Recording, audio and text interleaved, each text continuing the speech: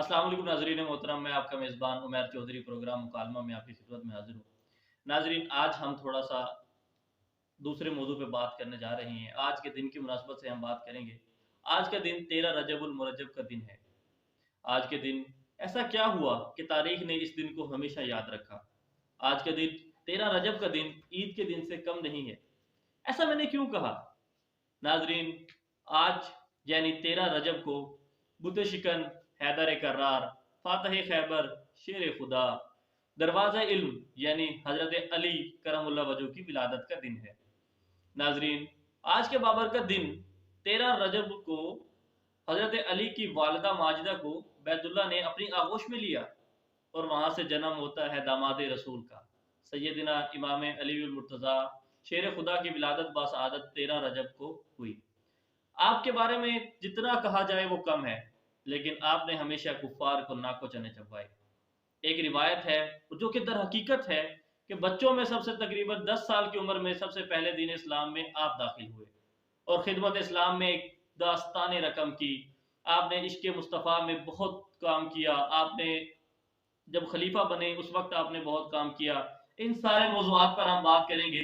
जी नाज़रीन, मेरे साथ आज के दिन की मुनासबत से मौजूद हैं डॉक्टर अल्लामा सालेह हुसैन गिल साहब। डॉक्टर साहब, सबसे पहले तो हम आपका शुक्रिया अदा करते हैं कि आपने वक्त निकाला हमारे लिए, आप प्रोग्राम मुकालमा में आए। डॉक्टर साहब, आज के दिन की मुनासबत से क्या कहेंगे? आज एक अजीम दिन है, उस मुतालिक आप क्या कहेंगे? बिस्मिल्लाहिर्रहमानिर्रहीम। बिहम्दिल्लाह, अल्लाह के फजल और एहसान से आज का दिन मोमिनीन के लिए बड़ा इनाम का दिन है। खलीफा राबिद, दमाद रसूल, मौलाए कायनात, हसनैन करीमैन के वालिद ग्रामी हज़रत सैयदना अली अल मुर्तज़ा शेर खुदा करमल्लाह वजहुल करीम, आपकी 13 रजबुल मुरज्जब को काबतुल्लाह में विलादत हुई और आप ही वो पाकिस्तान की नहीं पूरी दुनिया की वो वाहिद शख्सियत हैं जिनकी पैदाइश काबा में।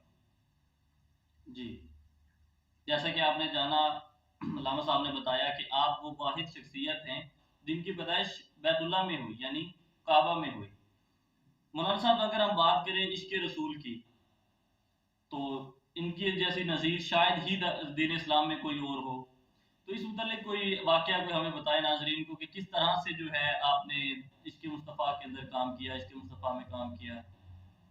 इस हवाले से बिहम्दिल्लाह हज़रत अली मुर्तज़ा शेर खुदा करमल्लाह वजहुल करीम, आप ही वो सहाबा किराम में इनफरादियत हासिल रखते हैं कि ताजदार मदीना सल्लल्लाहु अलैहि वसल्लम ने हिजरत की रात हज़रत मौलाए कायनात शेर खुदा करमल्लाह वजहुल करीम को अपने घर में बुलाकर अपने ही बिस्तर पे सुलाया और 40 कुफार मुशरकीन मक्का, दुश्मनान इस्लाम, जिनमें अबू जहल, शेबा, उतबा नामी शख्स जो अपने असले से लैस होकर मौलाए कायनात हजरत अली मुर्तज़ा को महबूब अलैहिस्सलाम ने अपने बिस्तर पर सुलाया और वो बिस्तर जब लोग अपने हाथों में असले से लैस होकर खड़े हैं, मगर आज मौलाए कायनात बिस्तर रसूल पे उस मोहब्बत और प्यार के साथ सोए कि आका करीम अलैहिस्सलाम ने फरमाया, ऐ अली, ये मेरे पास कुफार की अमानतें हैं, ये अमानतें तुम देकर सुबह तुम भी हिजरत करके मदीने का रुख करना। हजरत अली मुर्तज़ा शेर खुदा करमल्लाह वजहुल करीम फरमाते हैं, मेरी जिंदगी में ऐसा कोई दिन नहीं गुजरा जिस दिन को मैं आराम के साथ और मोहब्बत के साथ इस अकीदत के साथ सोया हूं कि मैंने सुबह उठना है। मेरी जिंदगी में वो वाहिद दिन है जिस दिन महबूब अलैहिस्सलाम हिजरत की रात फरमाया, ऐ अलीउल मुर्तज़ा, आज मेरे बिस्तर पे सोना है और सुबह उठकर अमानतें वापस करके तुम भी मदीने का रुख करना। मैं रात सोया और मैं जब सुबह को उठा, उठने के बाद मैंने आका अलैहिस्सलाम के फरमान के मुताबिक मैंने वो अमानतें वापस करके मैंने फिर मदीने का रुख किया। ये इस्तकामत اور محبت مصطفیٰ علیہ الصلوۃ والسلام کا عشق تھا کہ وہ لوگ دشمن جو ہیں اسلحے سے لیس ہو کر کھڑے ہیں، مگر علی ان سب چیزوں سے بے نیاز ہو کر آج محبوب علیہ الصلوۃ والسلام کے بستر پہ سو رہے ہیں۔ سبحان اللہ۔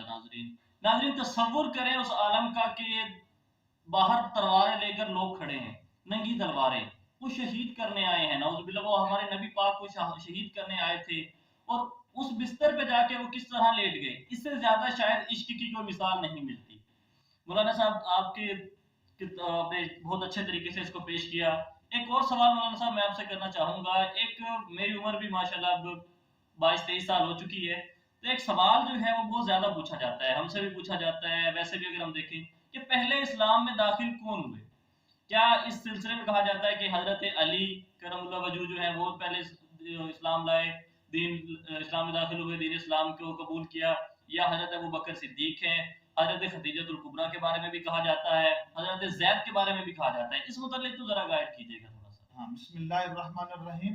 کیونکہ مختلف روایات ہیں جن میں بعض مکتب فکر کے لوگ اکثر طور پر کہتے ہیں کہ حضرت علی المرتضیٰ شیر خدا اسلام کی دولت سے پہلے مالا مال ہوئے، بعض اصرار کرتے ہیں کہ صدیق اکبر، بعض اصرار کرتے ہیں کہ خدیجہ الکبریٰ، جس کو امام اعظم نعمان بن ثابت المعروف امام اعظم ابو حنیفہ رحمت اللہ تعالی علیہ نے جو تطبیق فرمائی، آپ نے فرمایا مردوں میں سب سے پہلے جو اسلام کی دولت سے مالا مال ہوئے وہ حضرت صدیق اکبر ہے، عورتوں میں سب سے پہلے جو اسلام کی دولت سے مالا مال ہوئی وہ خدیجہ الکبریٰ ہیں، لڑکوں میں سب سے پہلے جو اسلام کی دولت سے مالا مال ہوئے وہ حیدر کرار ہیں، اور غلاموں میں جو سب سے پہلے اسلام کی دولت سے مالا مال ہوئے وہ حضرت زید۔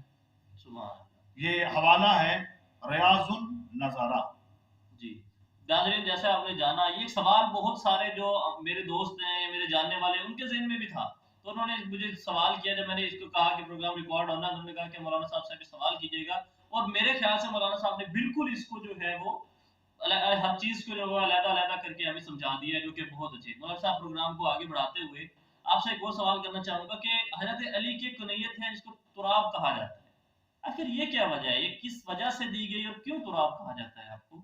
ہاں، وجہ یہ تھی کہ محبوب علیہ الصلوۃ والسلام کے یہ داماد حضرت علی المرتضیٰ شیر خدا کسی گھریلو بات کی وجہ سے حضرت سیدہ فاطمہ الزہرا سے ناراض ہو گئے، اور ناراضگی کے عالم میں آپ مسجد نبوی کا رخ کیا اور مسجد نبوی میں جا کر لیٹ گئے۔ محبوب علیہ الصلوۃ والسلام تشریف لائے، پوچھا بیٹی علی کہاں ہے؟ فرمایا علی مسجد کی طرف گئے ہیں۔ دیکھا تو مسجد میں آپ لیٹے ہیں اور مٹی میں لت پت ہیں۔ محبوب علیہ الصلوۃ والسلام نے فرمایا ابو تراب، اس وقت ارشاد فرمایا اے مٹی کا باپ قوم اٹھ اٹھ، اے مٹی کا باپ اٹھ، اور میرے مصطفیٰ علیہ الصلوۃ والسلام مٹی بچھاڑ رہے تھے۔ سیدنا علی المرتضیٰ شیر خدا کو یہ ابو تراب کا لقب اتنا پسند آیا، جب بھی کوئی شخص ابو تراب کہتا تو مولا کائنات خوشی اور تبسم فرماتے، کیونکہ محبوب علیہ الصلوۃ والسلام نے محبت کے ساتھ ابو تراب کہا۔ سبحان اللہ۔ ناظرین، جیسے آپ نے دیکھا کہ مولانا صاحب نے بھی بتایا کہ ہر پہلو میں دیکھیں تو علی جیسا کوئی نہیں، ان کی شان نرالی ہے۔ جی ناظرین، جیسا کہ ہم بات کر رہے ہیں حضرت علی کی شان کے متعلق، یہ ایک ایسی ہستی ہے جن کی شان کے متعلق جتنی بھی ہم بات کریں وہ کم ہے۔ ناظرین، جیسا کہ ہم نے زندگی کے باقی پہلوؤں کو جانا کہ حضرت علی نے زندگی کے تمام پہلوؤں میں جو ہے وہ بہترین کردار ادا کیا، مولانا صاحب سے ایک کویسچن کریں گے کہ مولانا صاحب آپ نے خلافت بھی کی، آپ حکمران بھی رہے، آخر کتنا عرصہ آپ نے جو ہے وہ حکمرانی کی اور خلافت کی، اور ایسا کوئی ایک واقعہ آپ ہمیں سنائیں ان کی خلافت کا جو کہ حکمرانوں کے لیے باعث فخر ہو اور نمونے کے طور پر ہم پیش کر سکیں؟ جی مولانا صاحب۔ جی، حضرت مولا کائنات حضرت علی المرتضیٰ شیر خدا کرم اللہ وجہ الکریم، آپ خلیفہ رابع ہیں، اور آپ کی جو خلافت کی مدت ہے وہ 4 سال 8 ماہ 9 دن ہے۔ 4 سال 8 ماہ 9 دن۔ 9 دن، جی جی، یہ آپ کی خلافت کی مدت ہے۔ اس کے بعد آپ صبح کی نماز پڑھانے کے لیے طرف یعنی مسجد کی طرف جا رہے تھے اور ابن ملجم نے آپ پر وار کیا. جب آپ پر وار ہوا آپ نے فرمایا فزت برب القعبہ، رب کعبہ کی قسم علی کامیاب ہو. سبحان. اکثر کسی کو کوئی چوٹ لگے تو اس کی زبان سے کوئی الفاظ نکلتے ہیں جی درد ہوتا ہے ہاں، اس طرح کے. مگر آپ نے کوئی اور بات نہیں کی، یہی کہا فزت برب کعبہ، رب کعبہ کی قسم علی کامیاب ہو. اور آپ کی 21 رمضان مبارک کو آپ شہادت پائی اور آپ کی جو نماز جنازہ ہے وہ حضرت امام حسن نے پڑھا. الریاض النظرہ کتاب میں حوالہ ہے. جی مولانا صاحب، جیسے آپ مجھے بتا رہے تھے کہ آپ نے چند اشعار جو ہیں وہ بھی پیش کرنے ہیں شان علی میں، تو وہ ذرا پیش کیجیے گا ہمارے سامعین کے لیے تاکہ وہ اپنے ایمان کو جو تازہ کر سکیں. میں مجدد دین و ملت، تاجدار گولڑا، شاعر ہفت زباں، حضرت علامہ پیر سید نصیر الدین نصیر گیلانی رحمۃ اللہ تعالی